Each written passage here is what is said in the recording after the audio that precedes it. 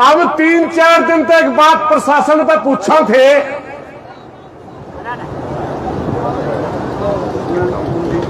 भाई हमारे खेता में पाइपलाइन दब रही, हमने पैमाइश करवा ली और ये गैर कानूनी है।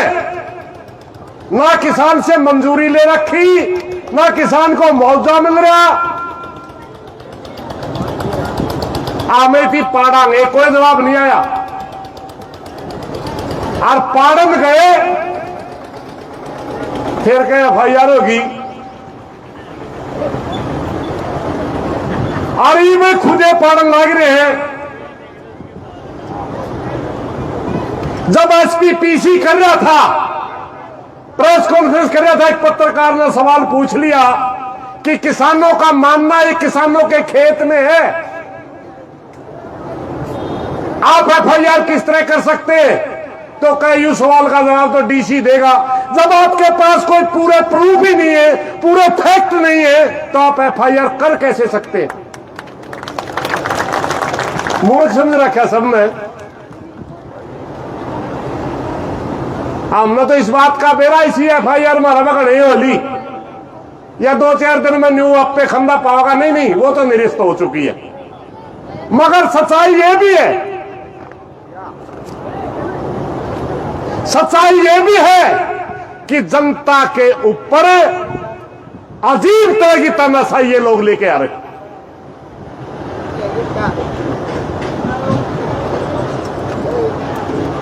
कुछ साथी कह रहे मैं विश्वास कुकर करा, जैसे चन्नत का हम विश्वास नहीं कर पा रहे, अगर हमें दूसरी कोई लाइन की बात करा तो उसमें पानी आओगा कि नहीं आओगा। तो कुछ एक नई बात चलवा दी, मैं विश्वास कुकर करा, अगर चन्नत ना मिट्टी दे दे तो ये महारासिम पानी आन देंगे कि नहीं आन देंगे। ये कोई बात है यार? क्यों गुमराह कर रहे हो? अरे जब 36 इंच की लाइन है, उसमें 3-4-5 इंच की मांग है, 31-32 इंच पानी बच गया, 4-5 इंच में को निकल जाएगा 36 इंच पानी। 5-10 आदमी इकट्ठे कर दिए, ज्ञापन दुआ दिया और हम 9 फोटो देखा। आसी वाले उन तो मानने तो नाटे बोले, एक तो हम एक आदमी तो पिछाना, बाकी हमारे पिछाने में नहीं आते। एक दो भाई ने नए पत्रकार बने, हमारे समझे में नहीं आ रही, वो इस आंदोलन में जातिवादी आंदोलन बताने लग गए। क्या एक बात बताइए भाई, चन्नत एक जात का काम है, सारी जाता का 36 जात का। उसी शर्म में नहीं आ रही। एक छोरा परसों चौथा का एक बात पर जुट रहा है। मेरे भाई, जाति के नाम से जहर तेरे अंदर है, तू अपना जहर मिटा ले। चन्नत ना बदनाम ना करे, इस आंदोलन ना बदनाम ना करे। ये 36 बिरादरी का आंदोलन था, 36 बिरादरी का आंदोलन है, 36 बिरादरी का आंदोलन रहेगा, क्योंकि गांव चन्नत को पानी चाहिए। चन्नत गांव में 36 बिरादरी बसती है। मामले नहीं तो मेरा मामला तो बदनाम करया करता, मारा गलत तो नहीं भाई लगे। यू कसूर हमारा थोड़ा है कि हम किस घर में पैदा हुआ में, ये तो परमात्मा ही मर्जी कड़ा पैदा कर दिए। मगर हम दिल और दिमाग से अगर कहीं से जातिवादी दिखते हो, दिल और दिमाग से कहीं धर्म के नाम पर जहर फैलाते हो, तब तो हमारा ऊपर है आरोप। नहीं न्यू कह दे तो फलानी खाप का है जी तो जातिवादी। शर्म कर लो कि मैं खुद गंदे हो तो दूसरे भी गंदे समझोगे। SP साहब, एक छोटी सी बात और बताऊंगा मैं। हमारे एक साथी का नाम आ गया, वो इस प्रदर्शन में नहीं था, उसका मेरे को फोन आया, प्रधान जी मेरा भी नाम आ गया। मखा मैं देख तो लूं लिस्ट। वह लिस्ट देखी, जितने भी 80 के प्रदर्शनों के अंदर किसानों में, मजदूरों में साल भरता है साले में, वह लिस्ट है रखी अपना प्रदर्शन का कोई रोड़ा नहीं। ये तो जो साल से भी पहला तो आप काम करा नहीं, उनके नाम सरेंगे। यानी इस मुकदमा को नहीं तो दर्द मिटा हुआ SP, यू के दर्द मिटे। अगर किसान के खिलाफ कोई बात होगी बोल लेंगे, मजदूर के खिलाफ कोई बात होगी बोल लेंगे, अगर यहां पानी चढ़ेगा पानी उतारने की भी मांग करेंगे, अगर यहां फसल मरेगी मुआवजे की मांग भी करेंगे। मुकदमे से ना कल डरे थे ना आज डरे। 2019 के अंदर मेरे को एक बार एक पार्टी ने कहा कि आप चुनाव लड़ लो, मेरा भी जी कर रहा था, मैं किसानों में हेलो हेलो करते हुए घड़े दिन हो गए। मैं कहा यार पंडा ठीक छूटा है। मैं फार्म बन गया, एसपी दफ्तर में एक लिस्ट पाई, उसमें कलम है आप अपने मुकदमे बताइए, मैंने बेरा को ना मेरा मुकदमे कितने हैं, जो से मुकदमे हम जमानत करार की वही में जाना थे।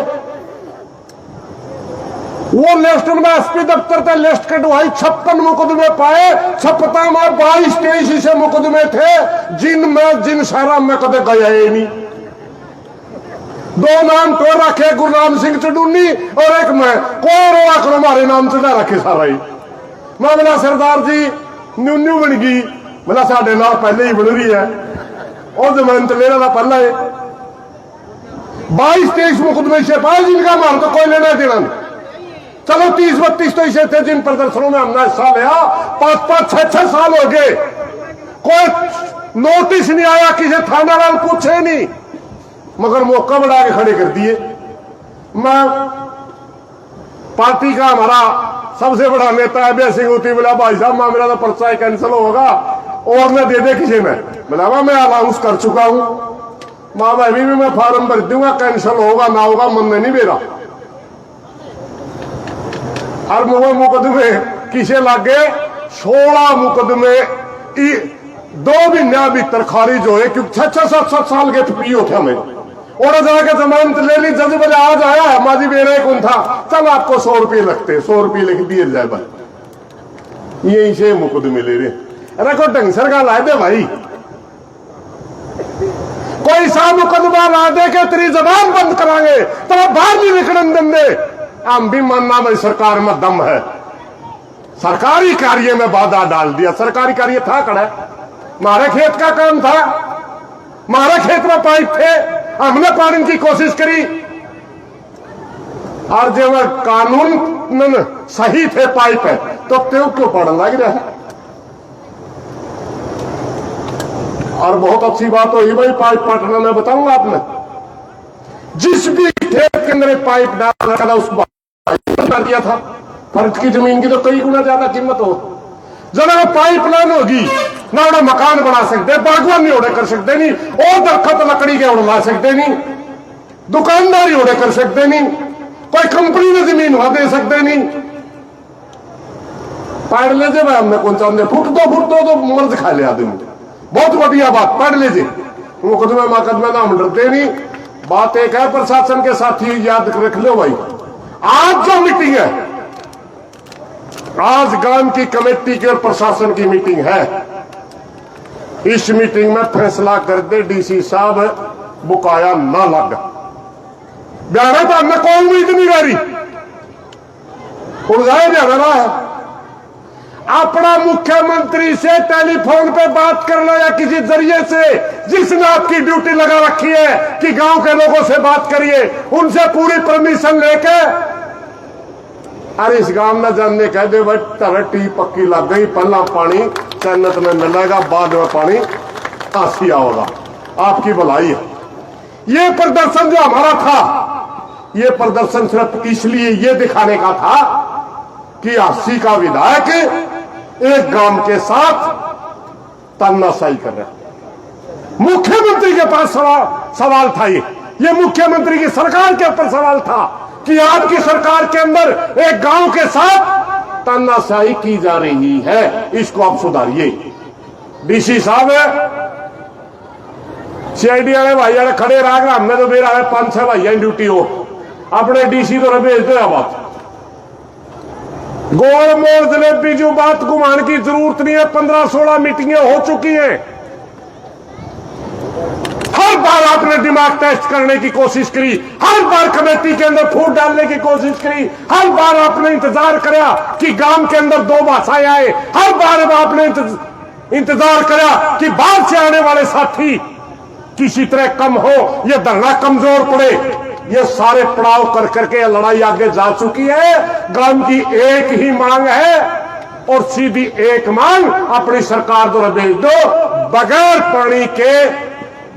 पानी लिए ये चन्नत का धरना समाप्त नहीं होगा।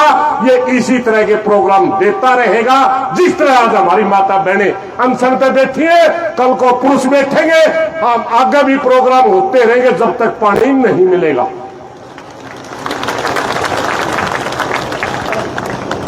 एक आला भाई मारते दिशा खेजा हंसी को गिर जानी उड़े गए होंगे। इंती बड़ा धरना बजाने का चाह है सह भाई, धरना लुआए किसने रखे? तम लगने ना दो, धरना सरकार लगवाती है। तमें हमने न्यूकम ले लिया धरने में जाने का चाह, तमें धरने में लगने दो। जिस गांव में समस्या हुआ है वो गांव बोल रहा है तुरंत प्रशासन बुलाओ, की समस्या हल कर दो। हमारा चाह मिटाने ना दो, तमने कड़े बैठेंगे धरने पर, गांव बैठेंगे सब उतना करने जावा। इस धरने का और हमारे किसानों के संगठनों का किसी जाति से धर्म से कोई लेना देना नहीं है। बदनाम करने की कोशिश ना करो कोई। हम कल भी किसान और मजदूर के लिए लड़ते थे, आज भी किसान और मजदूर के लिए लड़ते हैं। और जहां तक इस धरने की बात है, इस धरने का नेतृत्व तो खुद चन्नत गांव कर रहा है, खुद चन्नत गांव। और हम हर पड़ाव पर इनका साथ देंगे। जेल में हमारे नाम आएंगे भाई आंगल है, धन्यवाद प्रशासन का। कल्याण का नाम आज हमारा दर्द सा हुआ है, ये भी नहीं सोचे मरे बटे आगम धक्का देकर पसंद हट गई। कोई कौन सा कहने क्यों नहीं? अरे कहा भाई का कुड़कुड़ी हो रही होनी भाई, मैं मेरा नाम यहाँ बता दियो लिखाए जाएंगे। तक तो अन्य बहुत मांगे हैं, अन्य में बहुता में मांगे हैं। अरे बेशर्मो, इन तक तो हमने करिए कोई नहीं सा काम जिस पर FIR होया करे, हमने भी FIR कड़ा होया करे, या PWD की लाइन होंगी, अब इस लाइन में पढ़ा है तब होता वो FIR का कोई मतलब ही नहीं बना था। सिर्फ टेबल के ऊपर 1 पॉइंट और लेने का तरफ FIR दर्ज करी है, बस थोड़े से गांव वाले दबजे। और मेरे तो सरपंच और बैठे थे, यूं कहते हम और करने हो गए, बोले हमारा तो क्रांतिकारी में नाम आ गया। DC साहब है, जिसका भी चन्नत का गांव आदमी का नाम आ रहा है वो गांव में खोए लग गए, इतना चौड़ा होकर चल रहा है मन्ना गांव में खतर मेरा नाम आ रहा है। तो उनमें डरावा था ये पूरे और भी घने तकड़े हो गए। अरे ये लुगाई नुगा मारा कहना न्याय का मैं उनका गला पढ़ाए टोड़े ले ले नसीब गला लागा गारी यूदन में मैंने मुश्किल जाता नसीब मैं गांव वाले न्यू काड़े तक चलना बोले एक बार दबाए अरे मारू कुछ कसम है यू गला लाके अरे नसीब का देशा रोड़ा सांपे पीछे लेवा लुगाई वाले बोल जाना यू मेरे भी कड़े सीखे कुल मिला के भाइयों हमारे से हमारा जब सीधा पॉइंट पे बात है, ना हमें कल डरे थे, ना आज डरे हैं, ना आगे कदे डरांगे। या तो मन तक काट दो, पानी दे दो, हमें और काम गणे हैं। और काम मैं बताऊंगा भाई, थोड़ी सीरियस बात भी करना। भारतवर्ष का किसान आज बड़ी मुसीबत में है। अमेरिका का डेलीगेशन दिल्ली के अंदर 3 दिन से बैठे उसके साथ भारतवर्ष के साथ एक ट्रेड डील का समझौता होने की पूरी संभावना है, क्योंकि हमारा देश का प्रधानमंत्री अमेरिका के राष्ट्रपति के नीचे दब चुका है। पता नहीं इसकी कौन सी नस उसके हाथ में। और उस ट्रेड डील के अंदर 2-3 सेक्टरों को बड़ा खतरा है। नंबर 1, हमारी डेयरी बिल्कुल बर्बाद हो जाएगी, क्योंकि अमेरिका से कोई भी देश कहीं पर भी 35 रुपए लीटर दूध पहुंच देता और अपना लागत ही 50 की है।